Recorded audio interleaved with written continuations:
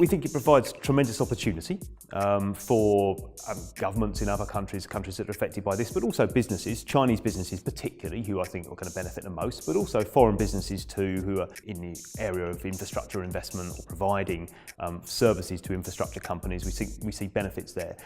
But I do see this as a very long-run story. So, in the first decade, and I think we need to think of it in terms of decades. I mean, what we're really going to be looking at is spending money.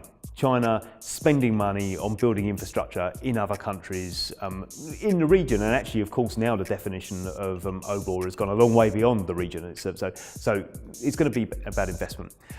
I think once that investment has been made, then it's going to be infrastructure capacity will have been put in place. Then it's about starting to utilise that capacity. So ports will have been built, railways will have been improved or whatever. At that point, what we'll be looking for is to see, well, okay, do local economies start to respond to that? Do they start to develop more local industry, which then trades with China or trades with other countries?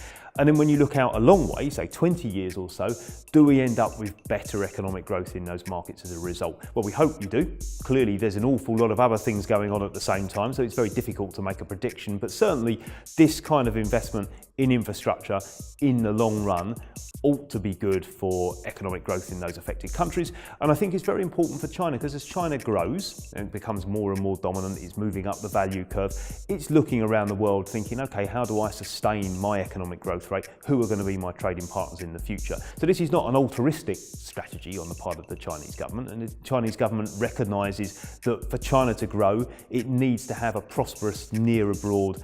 This strategy is about trying to improve the chances that it does have that prosperous near abroad.